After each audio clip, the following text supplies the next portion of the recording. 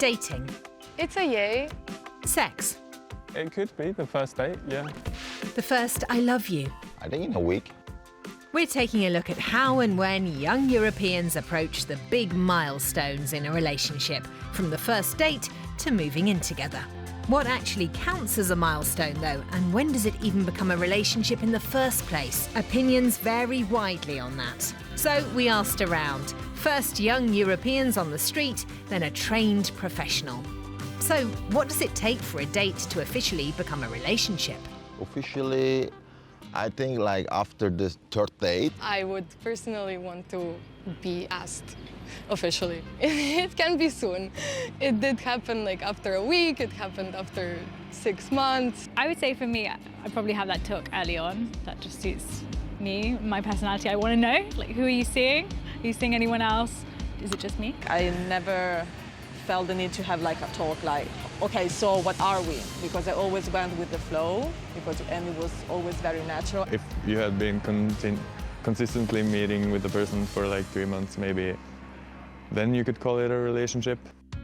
We took those answers to psychologist Shaheen Derin. As a couples therapist, she knows that people have very different ideas about how relationships begin and what might influence those ideas. I think social media constructs a picture or a certain idea, an imagination of how a relationship should look like, how it should be, what are the green flags, what are the red flags.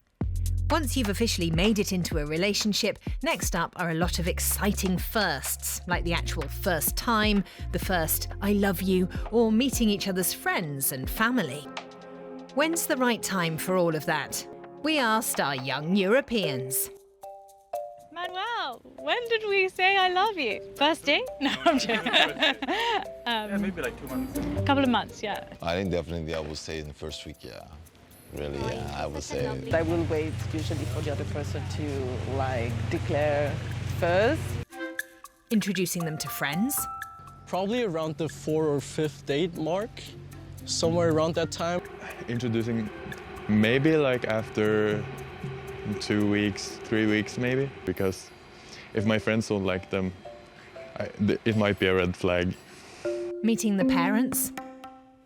I think for me, family is very important, so I think I would do it fast because I really like that my parents are comfortable with it. Yeah, I think it took maybe 1 year to introduce to my family. What could explain the differences? It's probably connected also to values or maybe even traditions. In the southern countries in Europe, it is more common to live with the parents for a much longer period of time than it is, for example, in Germany. That also implies that introducing the partner to the parents probably happens a bit earlier when living with them together. What about the next milestone, moving in together? Moving in, that's a tough one. Maybe half a year, but more towards a year, definitely. Maybe after a year and a half. So it's several years at least, I think.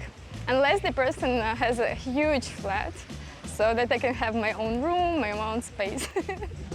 When to move in together also depends on culture. In southern Europe, say Italy, Spain or Croatia, many people live with their parents until well into their 30s. By contrast, northern Europeans usually move out in their early 20s. So when you get your own place together depends on the region. In the UK, it typically takes at least a year. In Germany, it could even be 4. In southern and eastern Europe, people tend to be more conservative around the topic. Maybe that is connected with a marriage even, whereas in France or in the Scandinavian countries it is more common to move together, maybe even after half a year. Once you're past all these relationship milestones, there's cause to celebrate. Like on Valentine's Day, though that date's met with varying degrees of enthusiasm across Europe. Most Italians celebrate it. In Germany and Denmark, it's often ignored. What about anniversaries? I always used to feel a lot of pressure because I'm very bad at memorizing dates and stuff like that.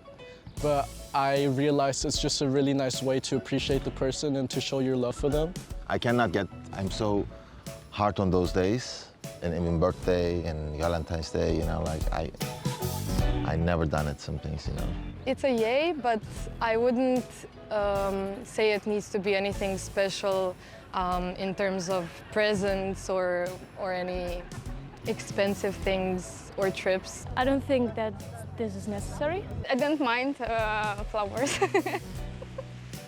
but it's not something very critical. Me and my girlfriend, we've even forgotten our anniversary, so we don't know which day that is anymore.